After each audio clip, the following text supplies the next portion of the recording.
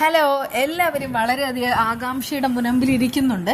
അതായത് ഇന്നാണ് നമ്മുടെ കൃഷിൻ്റെ ജന്മരഹസ്യം എന്താണെന്ന് അറിയുന്ന ഒരു നിമിഷം.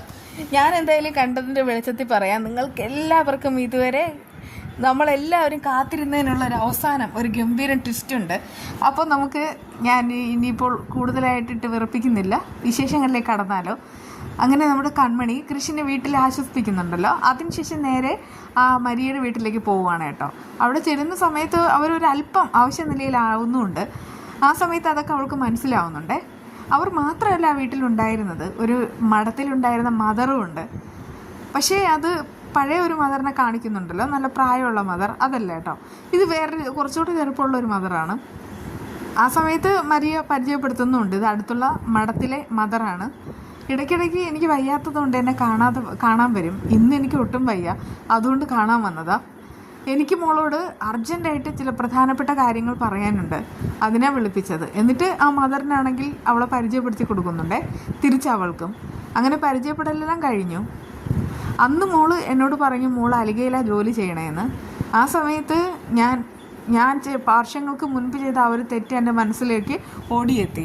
ഇനി എനിക്ക് അധികം ദിവസങ്ങളൊന്നുമില്ല, ഇനി കുറച്ച് ദിവസങ്ങൾ മാത്രമേ ഉണ്ടാവൂ. പിന്നീട് ഞാൻ മരണത്തിന് കീഴടങ്ങും. അതിനു മുൻപ് തന്നെ ഞാൻ ചെയ്ത എല്ലാ തെറ്റുകളും എനിക്ക് ഏറ്റുപറയണം. അതിനു വേണ്ടിയിട്ടാണ് ഞാൻ മോളെ വിളിച്ചത്. ഒരു പ്രധാനപ്പെട്ട കാര്യം പറയാനുണ്ട്. അതായത് മോളെന്ന് പറഞ്ഞില്ലേ, സാഗറിൻ്റെ മകൻ്റെ കാര്യം. ആ മകൻ പിണങ്ങി മാറി ജീവിക്കുന്നതും പറഞ്ഞു. എന്നാൽ യഥാർത്ഥത്തിൽ ആ മകൻ്റെ പ്രശ്നം എന്താണെന്നുള്ളത് എനിക്കറിയാം. എന്നിട്ടാണെങ്കിൽ യഥാർത്ഥ സത്യം പറയുകയാണെ, ആ സമയത്തേക്ക് ഹൈഡാണ്. ഇതെല്ലാം കേട്ടിട്ട് കൺമണി പറയുന്നൊരു കാര്യമുണ്ട്.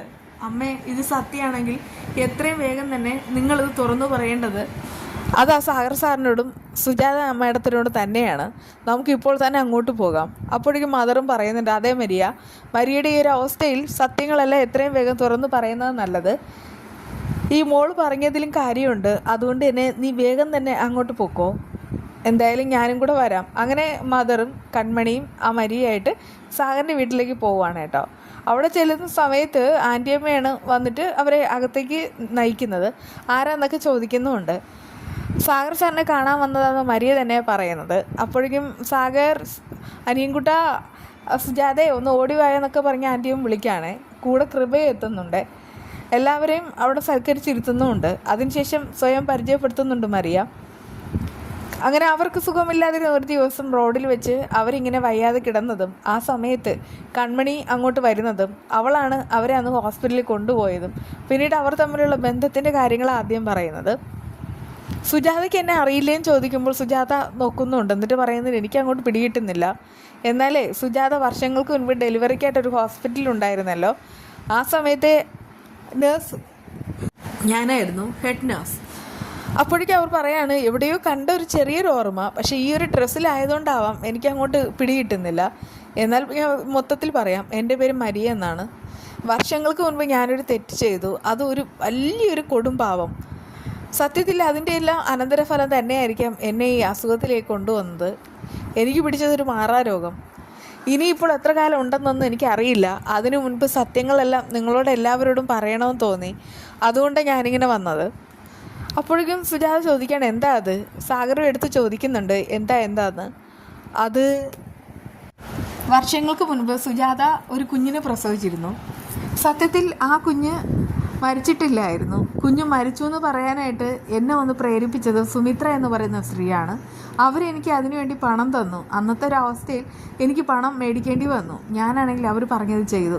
ഇത്രയും സത്യം കേട്ടിട്ട് സുജാത കൊടുക്കുന്ന അലറിക്കറിയാണ്, എൻ്റെ കുഞ്ഞ് എവിടെ, എൻ്റെ കുഞ്ഞ് എന്നൊക്കെ ഇങ്ങനെ പറയുന്നു. ഞാൻ പറയട്ടെ, ആ കുഞ്ഞിനെ കൊന്നുകളയാനായിരുന്നു നിർദ്ദേശം. പക്ഷേ എനിക്കങ്ങനെ തോന്നിയില്ല. ഞാൻ ആ കുഞ്ഞിനെയും കൊണ്ട് ഇവരുടെ ആ ഒരു മഠത്തിലേക്ക് പോയി. അവിടെ പോയിട്ട് കുഞ്ഞിനെ ആണെങ്കിൽ ഏൽപ്പിക്കുന്ന ആ ഒരു സമയത്താണ് സാഗർ വരുന്നത്. കുഞ്ഞ് മരിച്ചു പോയല്ലോ, അതുകൊണ്ട് തന്നെ ഒരു കുഞ്ഞിനെ ദത്തെടുക്കണം എന്നുള്ള ആഗ്രഹമായിട്ടാണ് സാഗർ അങ്ങോട്ട് വരുന്നത്. ആ സമയത്ത് എൻ്റെ കയ്യിലുണ്ടായിരുന്ന കുഞ്ഞിനെ തന്നെ ഞാൻ കൊടുത്തത്. അതായത് നിങ്ങളിപ്പോൾ എല്ലാവരും തെറ്റിദ്ധരിച്ചിരിക്കുന്ന നിങ്ങളുടെയൊക്കെ മകനെന്ന് ആദ്യം നിങ്ങൾ വിശ്വസിക്കുകയും പിന്നീട് തെറ്റിദ്ധരിക്കുകയും ചെയ്ത ആ മകൻ കൃഷ് നിങ്ങളുടെ സ്വന്തം മകൻ തന്നെയാണ്, സുജാത പ്രസവിച്ച മകൻ. അന്നത്തെ ആ ഒരു കുഞ്ഞ് ജീവനോടെ ഉണ്ട്. ആ കുഞ്ഞ് തന്നെയാണ് കൃഷ്. ഇത്രയും കേട്ടപ്പോഴേക്കും അവിടെ ഒരു അലറി കരച്ചിലാണ്. സാഗറും സുജാതയും കൃപയും എല്ലാവരും കരയുന്നുണ്ട്.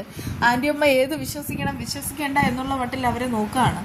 അപ്പോഴേക്കും അവർ എല്ലാ കാര്യങ്ങളും ഒന്നുകൂടെ തുറന്നു പറയുന്നു. അതെ, സത്യമാണ് ഞാൻ പറഞ്ഞത്. അതായത് ഈ പറയുന്ന കൃഷ് നിങ്ങളുടെ മകനാ, നിങ്ങളുടെ സ്വന്തം ചോര. ആ കുഞ്ഞിനെ മാറ്റി നിർത്തേണ്ട ഒരു കാര്യവുമില്ല.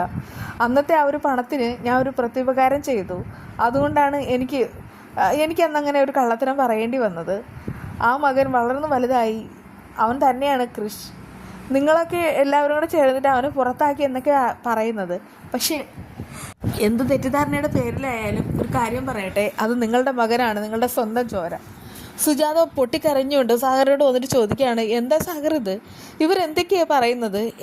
എൻ്റെ സ്വന്തം മകനെയാണോ ഞാൻ ഒരുപാട് കഷ്ടപ്പെടുത്തിയത്?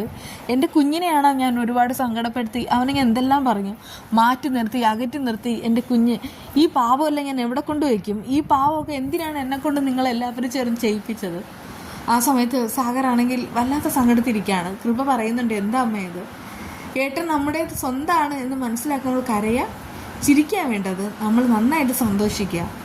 അപ്പോഴേക്കും സാഗർ പറയുന്നുണ്ട്, അല്ലെങ്കിൽ ഞാനൊരു കാര്യം പറയട്ടെ, അത് എൻ്റെ മകനല്ല എന്നറിഞ്ഞിട്ടാണ് ഞാൻ ആദ്യമായിട്ട് അവനെ സ്നേഹിച്ചത്. പക്ഷേ എനിക്ക് ആ സ്നേഹത്തിന് ഒരല്പം പോലും അങ്ങോട്ടും ഇങ്ങോട്ടും മാറിപ്പോയിട്ടില്ല.